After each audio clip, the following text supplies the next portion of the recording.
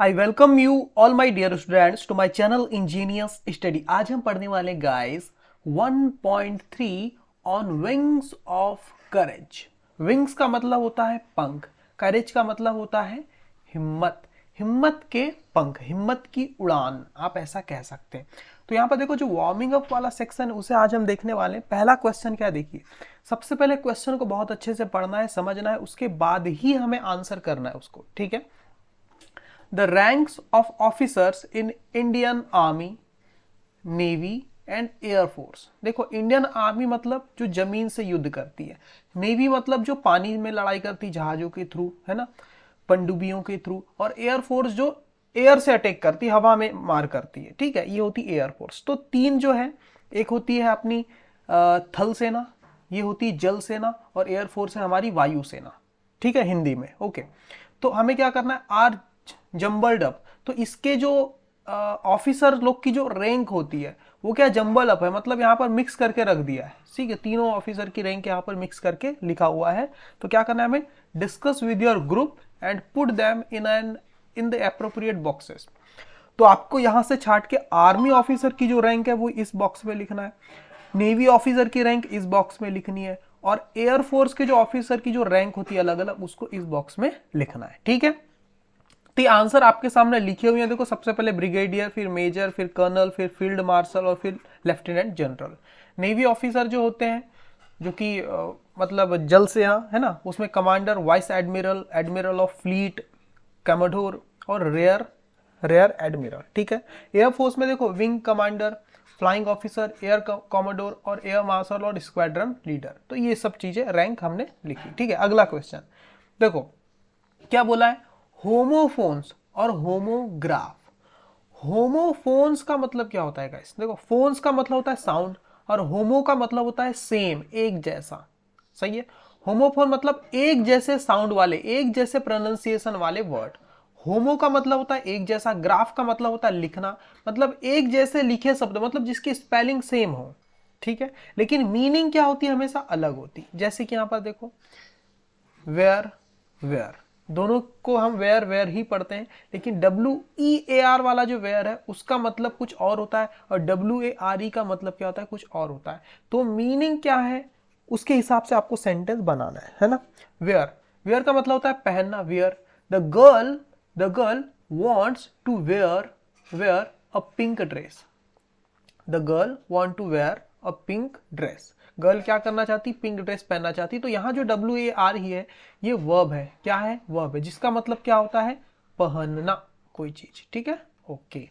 और दूसरा क्या है, वेयर, इसका मतलब the silverware were kept on the table is exquisite. Exquisite मतलब बहुत बेहतरीन, है ना।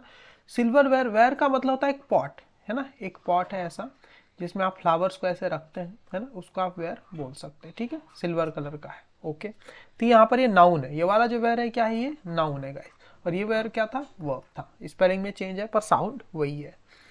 हियर, हियर, देखो स्पेलिंग चेंज है पर साउंड तो वही है, सही है। होमोफोन है ये, होमोफोन, होमो मतलब एक जैसा, फोन मतलब साउंड, फोन में साउंड आता है, एक जैसा साउंड है, लेकिन स्पेलिंग अलग है, होमोग्राफ नहीं है ये। देखो you must sit here, here का मतलब है ये एडवर्ब है, कहां बैठना है वो बता रहा है, HER, हियर, यहां, इसका मतलब क्या होता है, यहां। You must sit here until I come back, तुम्हें यहां बैठना होगा जब तक कि मैं नहीं आ जाता। और यहाँ HER, हियर का मतलब होता है सुनना, एक वर्ब है गाइस, है ना, और ये एडवर्ब ऑफ प्लेस है हियर, ठीक है। I can hear your voice clearly, मैं आपकी आवाज को अच्छे से सुन सकता हूं। THER there, I have kept your bag there, there का मतलब होता है वहां, I have kept your bag there, मैंने आपका बैग वहां रखा हुआ है। और यहां देयर का मतलब क्या पता है, उनके। The boys picked up their bags, boys ने उठा लिए उनके बैग। जैसे माई यानी मेरा, योर यानी तुम्हारा, देयर यानी उनका, तो यहाँ इसका मतलब है उनका, पॉजेसिव एडजेक्टिव है गाइस, है ना, their bags and went home, और वो घर चले गए, ठीक है। ये एडवर्ब ऑफ प्लेस है देयर, ठीक है। हाँ, अब CELL सेल, ये क्या है देखो समझना, CELL सेल, इसका मतलब है, देखो सेल का मतलब एक रूम, एक कमरे को बोला गया यहाँ पर सेल, ठीक है, ठीक है। The prisoners were sitting in the dark cell, अंधेरे कमरे में जो प्रिजनर्स थे, जो कैदी थे, वो बैठे हुए थे, विदाउट टॉकिंग, बिना बात किए। तो एक नाउन हो गया, है ना, जेल में जो कमरे बने रहते हैं उसको सेल बोलते हैं। और SELL सेल ये वर्ब है गाइस, जिसका मतलब होता है बेचना, है ना। द हॉकर, हॉकर का मतलब होता है फेरी वाला। The hawker wanted to sell all his wares before evening. Wares का मतलब यहाँ पर सामान है, WARES वेयर्स का, ठीक है। हाँ, जो हॉकर्स था वो बेचना चाहता था अपने पूरे सामान को बिफोर इवनिंग, शाम होने से पहले था, ठीक है। तो ये इसका मीनिंग है। आगे देख लेते हैं गाइस।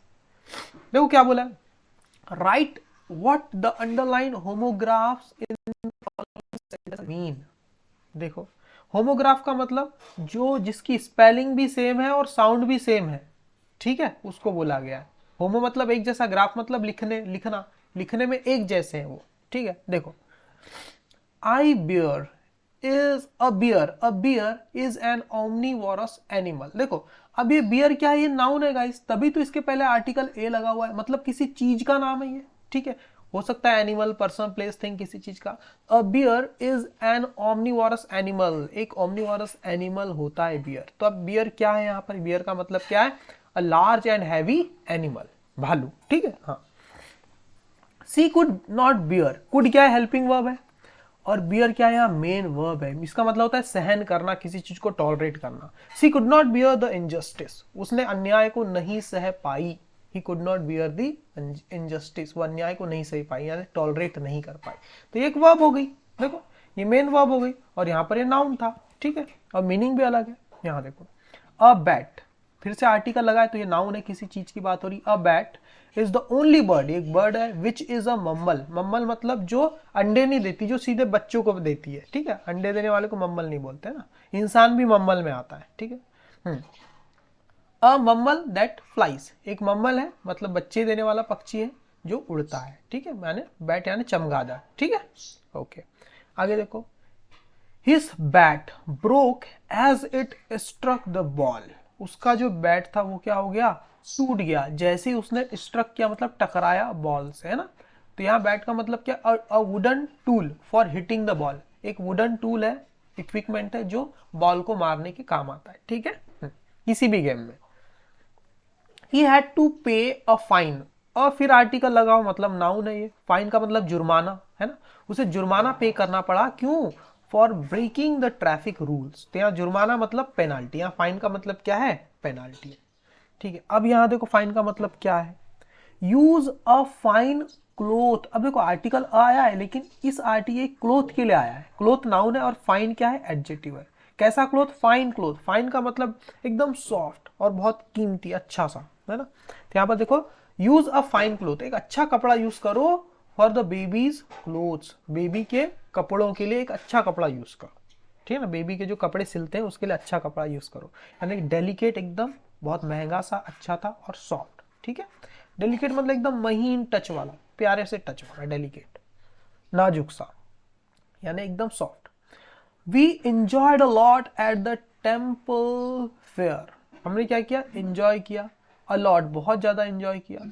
यहाँ पर लिखना था किस चीज को इंजॉय किया, क्योंकि इंजॉय के बाद हमेशा लिखना पड़ता है आपने क्या इंजॉय किया। तो यहाँ पर आर सेल्स आना था, है ना, ourselves, we enjoyed ourselves, लेकिन बुक में नहीं, कोई बात नहीं, पर आना था। We enjoyed ourselves a lot at the temple fair, temple fair, fair का मतलब एक मार्केट टाइप का, जहां पर चीजें बिकने के लिए आती, लोग खरीदते हैं, उसको बोलते हैं फेयर, यानी एक बाजार छोटा सा ना। अ गैदरिंग मतलब लोगों का मिलना, gathering of stalls and public, public भी हो और स्टॉल्स भी हो, मतलब दुकानें भी हो, उसको बोलते हैं फेयर, ठीक है। अब यहाँ पर देखो ये नाउन है वाला फेयर, ठीक है, टेम्पल फेयर है। देखो सी हैज अ फेयर कॉम्प्लेक्सन, वो कैसी है, बहुत ही, उसका जो कलर कैसा है, बहुत फेयर है, फेयर कॉम्प्लेक्सन है उसका, मतलब लाइट नॉट डार्क ना, जैसे कोई अच्छा दिख रहा है जो सांवला नहीं दिख रहा है, गोरा, तो हम क्या बोलते हैं, यू आर लुकिंग फेयर, है ना, ऐसा बोलते, ठीक है। लाइट नॉट डार्क, डार्क नहीं, जो हल्का लाइट कलर हो उसको बोलते हैं, ना, फेयर कॉम्प्लेक्स। आगे और कुछ है नहीं है गाइस, तो आज के लिए इतना ही रखते हैं। Thank you very much my dear student. अगर वीडियो पसंद आ रही तो प्लीज चैनल को सब्सक्राइब, वीडियो को लाइक और शेयर जरूर करना अपने दोस्त, फ्रेंड्स वगैरह के साथ, ठीक है। ओके, आज के लिए इतना ही रखते हैं guys. Thank you very much my dear students. Okay.